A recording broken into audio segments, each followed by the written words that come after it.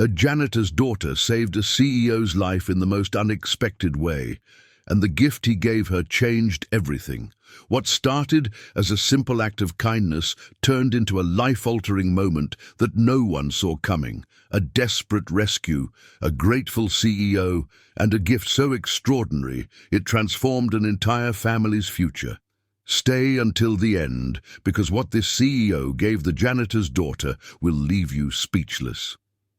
Boston, 1990. The winter snow fell heavy on Beacon Hill, where grand brownstone buildings house some of the wealthiest families in Massachusetts. Inside one of these mansions lived Thomas Whitfield, 52 years old, CEO of Whitfield Pharmaceuticals, a company worth over $600 million.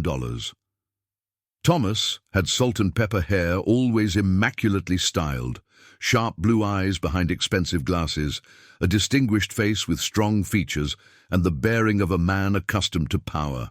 He stood 6 feet tall, always dressed in tailored suits even at home, and commanded respect wherever he went. Thomas lived alone in his massive house after his wife died 5 years earlier from cancer. He had no children, no close family, just endless work, and an empty mansion maintained by a small staff. His housekeeper had recently quit, and the cleaning agency sent Maria Santos to replace her. Maria was 42 years old, a Brazilian immigrant who'd come to America 15 years ago dreaming of a better life. She had warm brown eyes that crinkled when she smiled, black hair streaked with grey, pulled back in a practical bun, kind features weathered by hard work, and hands that were always chapped from cleaning chemicals. She stood 5'3", slight build from years of manual labor, and wore simple cleaning uniforms that had seen better days. Maria worked 3 jobs to support her daughter Isabella, and cleaning Thomas Whitfield's mansion was her best-paying position. Isabella was 17, a senior at Boston Latin School on a scholarship she'd earned through relentless studying. She had her mother's warm brown eyes and black hair, but where Maria was worn down by life, Isabella radiated hope and determination. She was petite like her mother, maybe 5'4", with a sweet, intelligent face and a smile that lit up rooms. She wore thrift store clothes that she altered herself to look presentable, carried second-hand textbooks everywhere, and dreamed of becoming a doctor, despite having no idea how to afford medical school. On a Friday evening in February, Maria brought Isabella with her to Thomas's house. Isabella's school had a heating problem and closed early, and Maria couldn't leave her daughter home alone in their tiny apartment in Dorchester with a broken lock. Thomas was supposed to be at a business dinner, so Maria figured it would be safe to bring Isabella along for a few hours while she cleaned. Isabella sat in the kitchen doing homework while Maria worked through the house. The mansion was enormous, 12 rooms spread across 4 floors, filled with expensive furniture and artwork that probably cost more than Maria would earn in her lifetime. Isabella tried not to stare at the luxury surrounding her, focusing instead on her calculus problems. Around 8 o'clock, Thomas came home early. The business dinner had been cancelled when his associate's wife went into labor. He walked into his house tired and irritable, wanting only a glass of scotch and silence. Instead, he found Maria polishing silver in the dining room, and he heard unfamiliar voices coming from his kitchen. Thomas walked into the kitchen and found Isabella at his table, textbooks spread everywhere, talking quietly to herself as she worked through an equation.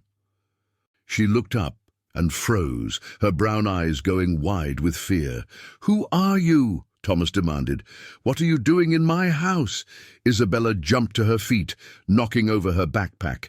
Books and papers spilled across Thomas's pristine floor. "I'm so sorry, Mr. Whitfield. I'm Isabella, Maria's daughter. The school closed early and my mum had to bring me. I promise I'm not touching anything. I was just doing homework." Maria rushed in, her face pale with terror. "Mr. Whitfield, please, I'm so sorry. I should have called to ask permission. Isabella will leave right now, and I'll finish cleaning. I promise this won't happen again." "You're right, it won't happen again," Thomas said coldly. "Because you're fired. Both of you get out of my house now." Maria's eyes filled with tears. "Please, Mr. Whitfield, I need this job. I have rent due Monday, and Isabella needs books for school. Please, I'll work extra hours. I'll clean for free this week." "I said get out," Thomas interrupted. He'd built his fortune by being decisive and not tolerating rule-breaking. His employees followed his instructions, or they were replaced. It was that simple. Isabella grabbed her mother's hand. "Come on, Mama, we'll be okay." Her voice was steady despite the tears on her cheeks. She started gathering her books with dignity, not rushing, not cowering. She looked Thomas directly in the eyes and said quietly, "Thank you for employing my mother as long as you did. I'm sorry I caused trouble." Something about her composure, her dignity in the face of disaster, made Thomas pause. But his pride wouldn't let him back down. He watched them gather their things and leave through the service entrance into the freezing February night. Thomas poured himself that scotch and sat in his study trying to work, but he couldn't concentrate. He kept thinking about the girl's eyes, the fear mixed with determination. He kept thinking about Maria's desperate plea, about rent due Monday. He told himself it wasn't his problem. They'd broken his rules. Actions had consequences. Around midnight, Thomas went upstairs to bed. He took his usual medications, blood pressure pills and blood thinners prescribed after a minor heart incident last year. He settled into bed and tried to sleep, but something felt wrong. His chest felt tight. His left arm tingled. He sat up, suddenly struggling to breathe. Heart attack. The realization came with crystal clarity. Thomas reached for the phone on his nightstand, but his hand wouldn't cooperate properly. The phone fell to the floor. He tried to stand, to get to the door, to call for help, but his legs gave out. He collapsed beside his bed, his vision graying at the edges, his chest crushing under an invisible weight. Thomas laid there unable to move, unable to call out, alone in his massive empty house, and he realized he was going to die. He was 52 years old, worth hundreds of millions, and he was going to die alone on his bedroom floor because he'd fired the only people who might have found him. His vision started to fade, his breathing became shallow. This was it. This was how it ended. Then he heard something. A voice. Young, female, frantic. Mr. Whitfield, where are you?" Isabella burst into his bedroom, her brown eyes scanning the room. She saw him on the floor and dropped to her knees beside him. "Oh my God! Mama! Call 911! He's having a heart attack!" Maria appeared in the doorway, already dialing. Isabella checked Thomas's pulse, tilted his head back to open his airway, started talking to him in that steady voice. "Mr. Whitfield, stay with me. Help is coming. You're going to be okay. Just breathe. Stay with me." Thomas tried to ask how they were here, why they came back, but he couldn't form words. Isabella seemed to understand the question in his eyes.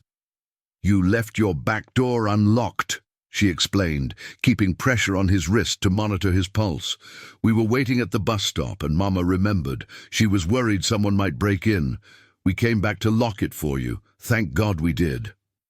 The ambulance arrived 7 minutes later. The paramedics said those 7 minutes made the difference between life and death. If Isabella hadn't found him when she did, hadn't kept him conscious and breathing, Thomas Whitfield would have died in his bedroom, surrounded by all his money and all his loneliness. At the hospital, after the doctors stabilized him and the immediate danger passed, Thomas laid in his private room thinking about what had happened. The girl he'd fired had saved his life. The woman he'd thrown out in the cold had come back to lock his door. They'd had every reason to walk away, to let karma handle the cruel rich man who'd just destroyed their livelihood. But they hadn't. They'd come back. 3 days later, Thomas was released from the hospital with strict orders to reduce stress, change his diet, and stop living like his work was more important than his health. His doctor told him bluntly that he needed people in his life. that loneliness was as dangerous as any disease. Thomas went home to his empty mansion, and the first thing he did was call the cleaning agency. "I need Maria Santos's phone number and address. It's urgent." The agency was reluctant, citing privacy policies, but Thomas was persuasive when he wanted to be. An hour later, he stood outside a rundown apartment building in Dorchester, in a neighborhood he'd never visited in all his years living in Boston. He climbed 3 flights of stairs to apartment 3C and knocked. Maria opened the door, shock and wariness crossing her face. "Mr. Whitfield, what are you doing here?" "I came to say thank you," Thomas said simply, "and to apologize. May I come in?" Maria hesitated, then stepped aside.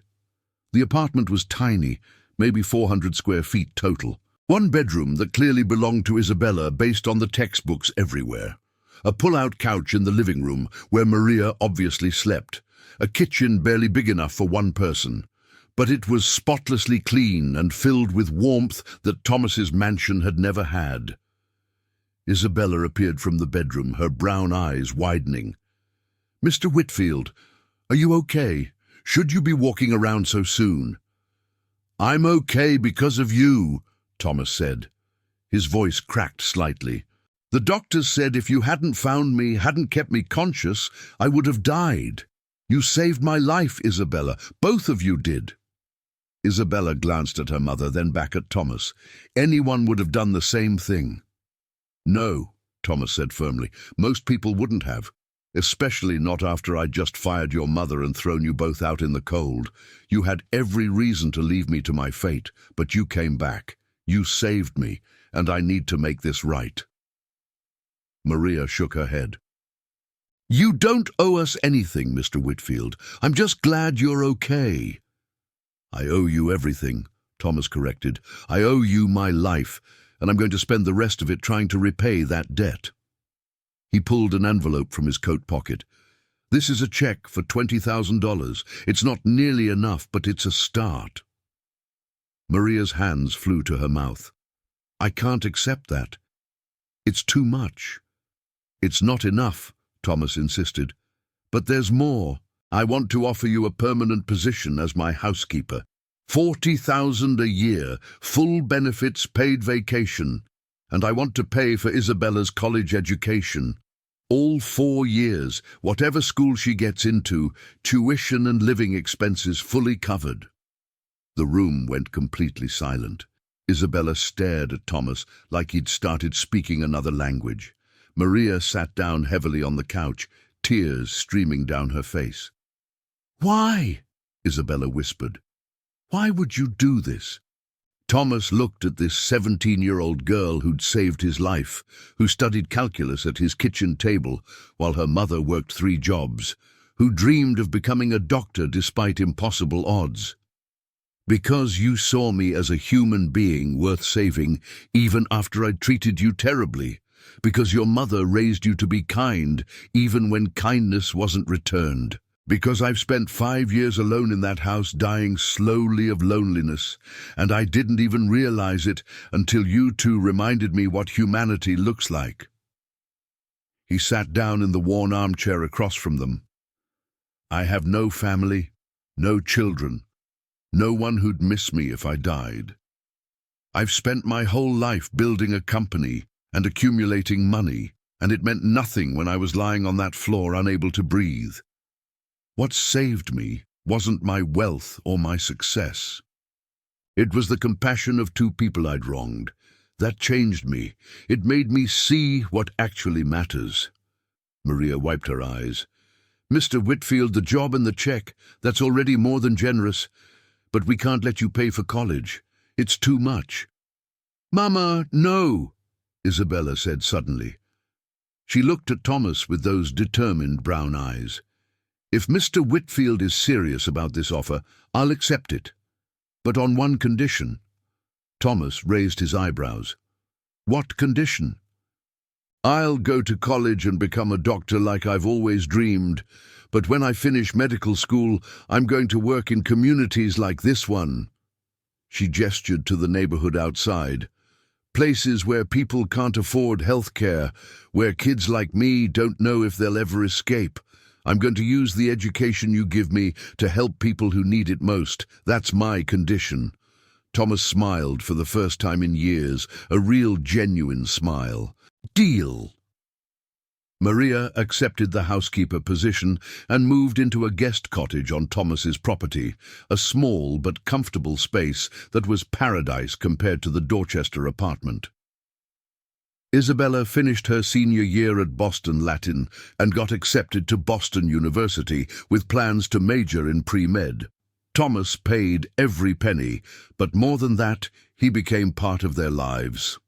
He attended Isabella's high school graduation, sitting in the audience and cheering louder than anyone when she walked across the stage. He helped her move into her dorm at BU, carrying boxes up 4 flights of stairs despite Maria's protests that he should rest. He met her for coffee once a week to hear about her classes, her struggles, her dreams. Maria transformed Thomas's house from a cold museum into a warm home. She filled it with cooking smells and music and laughter. She invited Thomas to eat dinner with her instead of alone in his study. She introduced him to her friends from church, other immigrant women who worked hard and loved deeply, and reminded Thomas that wealth without connection was just expensive loneliness. 4 years later, Isabella graduated from BU with honors and a full scholarship to Harvard Medical School. Thomas sat in the front row again, bursting with pride like any father would be. At her graduation party, Isabella gave a speech that brought everyone to tears. "When I was 17, she said, I thought my dreams were impossible. My mother worked 3 jobs and we could barely make rent.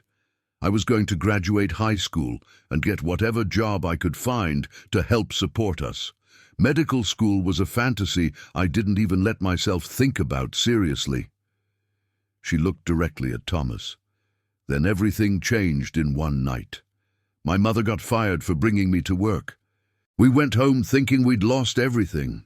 But Mama remembered Mr. Whitfield's back door was unlocked, and she insisted we go back to lock it for him, even though he'd just thrown us out. We found him dying on his bedroom floor." Isabella's voice cracked with emotion. "I learned something that night that changed how I see the world. Kindness isn't conditional. You don't help people only when they deserve it, or only when they've been good to you. You help because it's right.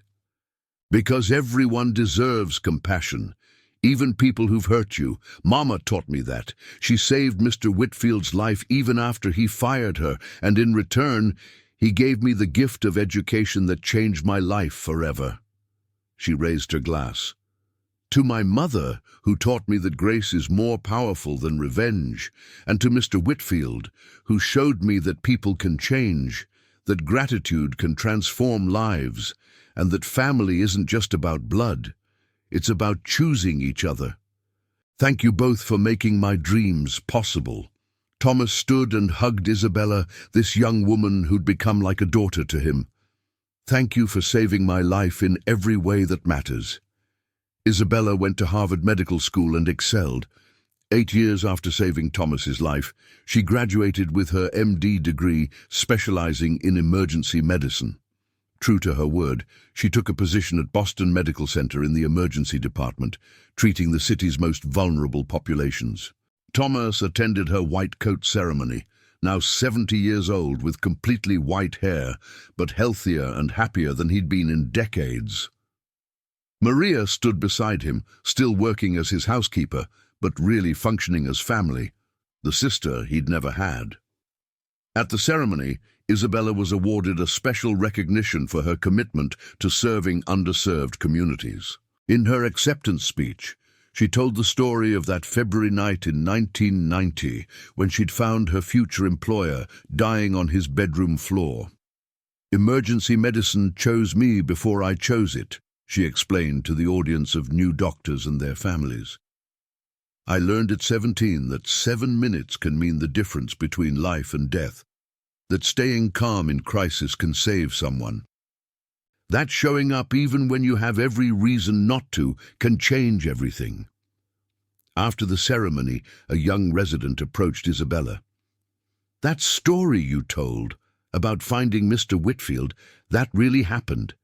He really paid for all your education because you saved his life." Isabella smiled. "He did. But that's not the whole story. See, the real gift wasn't the money. It was showing me that success isn't about what you accumulate. It's about what you give back. Mr.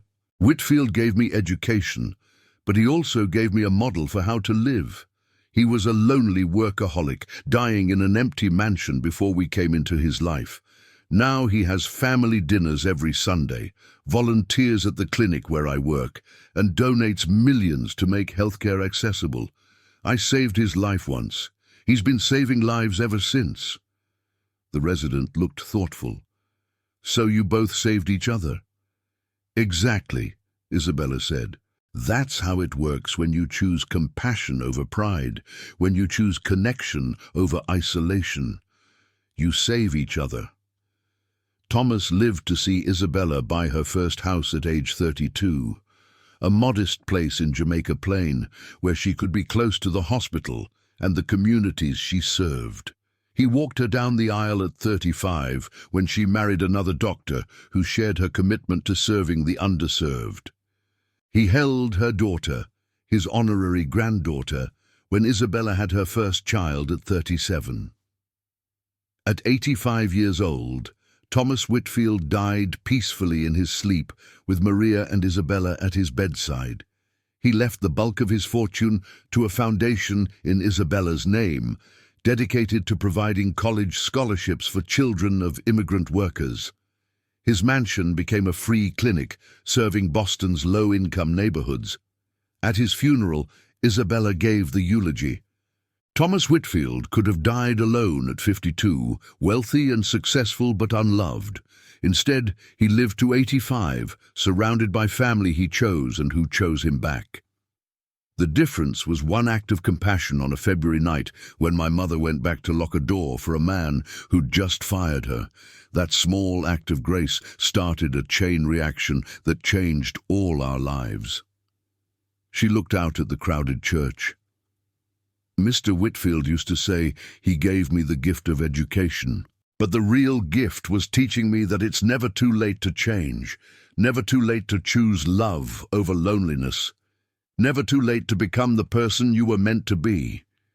He gave me college, yes, but more importantly, he gave me a father, and I gave him a family.